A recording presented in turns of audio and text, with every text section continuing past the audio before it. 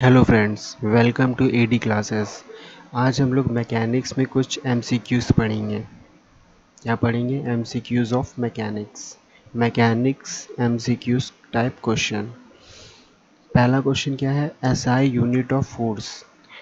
क्या आप लोग जानते हैं एसआई यूनिट ऑफ फोर्स क्या होती है? हम लोग जानते हैं एफ बराबर क्या होता है? एम ए होता है। एम क्या है? मास है। ई क्या है? एक्सेलरेशन। मास की यूनिट किलोग्राम होते हैं और एक्सेलरेशन की मीटर पर सेकेंड स्क्वायर। तो ये यूनिट किसने दी थी? ये फॉर्मूला किसने दिया था? न्यूटन ने दिया था। इसीलिए 1 kg पर मीटर पर सेकेंड स्क्वायर किसके बराबर होता है? 1 न्यूटन के बराबर होता है।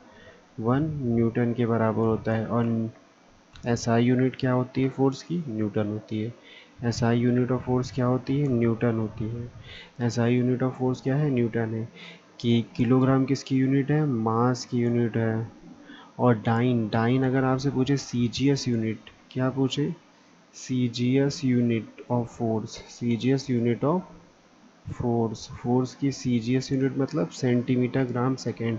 सीजीएस यूनिट क्या है फोर्स की? डाइन होती है। और यदि आपसे पूछे वर्क की एसआई यूनिट क्या होती है? SI joule. Joule is the SI unit of work. फिर सेकंड क्वेश्चन क्या कहता है आपसे? The unit of work and the energy in SI unit. आपको अभी मैंने बताया एसआई यूनिट क्या होती है वर्क की। वर्क की एसआई यूनिट क्या होती है? जूल होती है। Joule is the SI unit of work. Work की एसआई यूनिट क्या है? जूल है। वर्क की एसआई यूनिट क्या है हमारी? जूल है।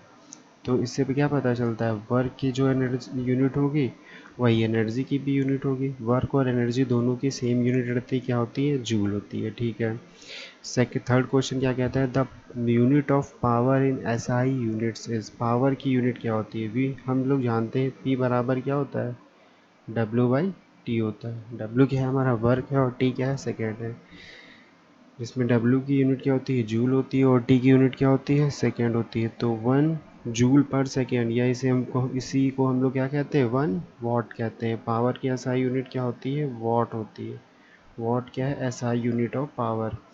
1 वॉट बराबर होता है 1 जूल पर सेकेंड। 1 वॉट बराबर जो होता है 1 जूल पर सेकेंड। तो SI unit of power is watt. SI unit newton को तो आपको बता ही दिया किसकी होती है एसआई यूनिट? फोर्स की होती है। जूल किसकी होती है हमारी? जूल हमारी वर्क की होती है। जूल हमारी किसकी होती है? वर्क की होती है। Next question. The forces are called concurrent when their line of action meet in. Concurrent forces का मतलब आप लोग जानते हैं? कॉन्करेंट फोर्स मीन्स यदि बहुत सारे फोर्स हैं आपके पास और यदि वो एक ही पॉइंट से जा रहे हैं तो उन्हें क्या कहते हैं? कॉन्करेंट फोर्सेस कहते हैं। क्या कहते हैं? Concurrent forces means. तो the forces are called concurrent when their line of action. इनकी ये क्या होती है? जैसे कोई फोर्स है तो इसकी जो लाइन बनी है यही लाइन क्या कहलाती है? लाइन ऑफ एक्शन होती है। यदि यही एक पॉइंट से बहुत सारे फोर्स जा रहे हैं, केवल एक ही सिंगल पॉइंट से कट कर रहे हैं बहुत सारे फोर्सेस एक दूसरे को, तो उन्हें क्या, तो वो क्या होता है? कॉन्कुरेंट फोर्सेस होता है। Forces are called concurrent when their line of action meet in one point. The forces are called coplanar. Coplanar means क्या होता है? कोप्लेनर में जैसे आपका प्लेन है, कोई बॉडी का सरफेस है, उस सरफेस पे यदि एक ही प्लेन में फोर्स लग रहा है, ये क्या है? एक ही प्लेन में फोर्सेस लग रहे हैं, तो उन्हें क्या कहते हैं? कोप्लेनर फोर्सेस कहते हैं। क्या कहते हैं? Coplanar forces. यदि बहुत सारे फोर्स हैं एक ही प्लेन में लग रहे हैं तो उन्हें क्या कहते हैं? कोप्लेनर फोर्सेस कहते हैं। तो the forces are called coplanar when all of them acting on a body line in one plane. ठीक है। आ forces acting on a body में, फोर्सेस किसी बॉडी पे, जैसे बॉडी है तो इस बॉडी पे यदि फोर्सेस लगते हैं तो ये क्या कर सकते हैं? क्या ये बैलेंस कर सकते हैं another force acting on it? हमने मान लिया इस पे कोई फोर्स लग रहा है तो इस अगर इसके अपोजिट डायरेक्शन में कोई फोर्स लगे तो इसको बैलेंस कर देगा। जी हाँ, कर सकते हैं। Introduce internal stress. क्या इंटरनल स्ट्रेस इंट्रोड्यूस करते हैं जब फोर्स लगता है? जी हाँ, करते हैं।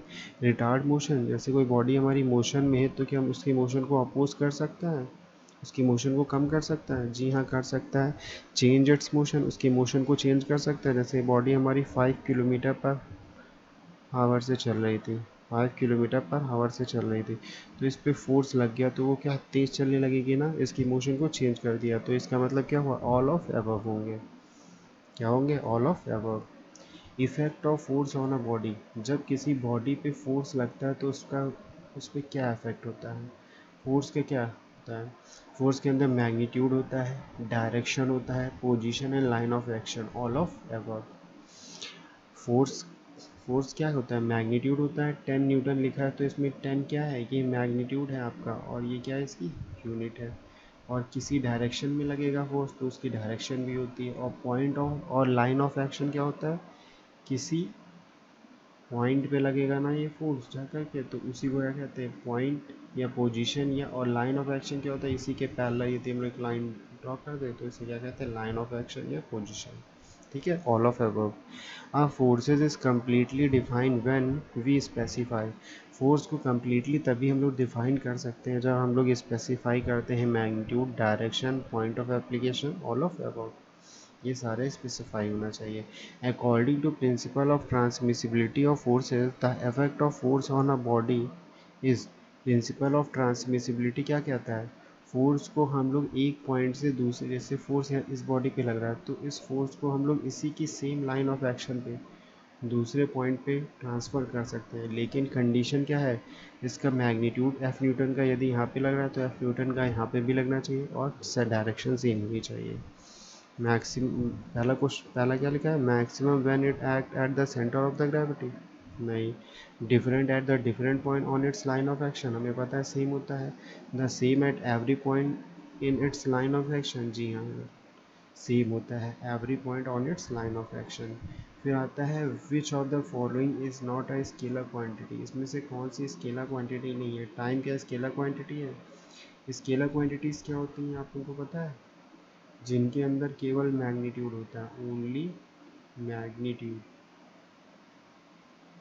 Magnitude only, no direction, no direction, उनको डायरेक्शन से कोई लेना देना नहीं है, बस उन्हें क्या करना है, उनके अंदर मैग्नीट्यूड होता है, डायरेक्शन नहीं होती, तो उन्हें क्या कहते हैं, उन्हें क्या कहते हैं हम लोग, स्केलर क्वांटिटीज़ कहते हैं। जैसे टाइम, टाइम क्या, अगर आपकी घड़ी चल रही है जैसे 1 मीटर पर सेकंड से चले तो क्या डायरेक्शन है, मास, मास को आप कहीं भी ले जाएं तो मास उतना ही रहेगा, बॉडी का मास कभी भी चेंज नहीं होता है।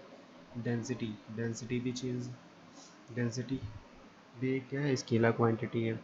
एक्सीलरेशन, एक्सीलरेशन आपका वेक्टर क्वांटिटीज़ है, एक्सीलरेशन क्या है, एक्सीलरेशन की डायरेक्शन होती है, जैसे बॉडी है, हमें मोशन करवाना है तो इसको इस डायरेक्शन में, अगर हमें आगे की तरफ मोशन करवाना है तो इसको इस डायरेक्शन में एक्सीलरेट करेंगे ना, तो एक्सीलरेशन के अंदर देखा हमने डायरेक्शन का रोल हो रहा है ना, तो एक्सीलरेशन क्या है हमारा, एक वेक्टर क्वांटिटी है।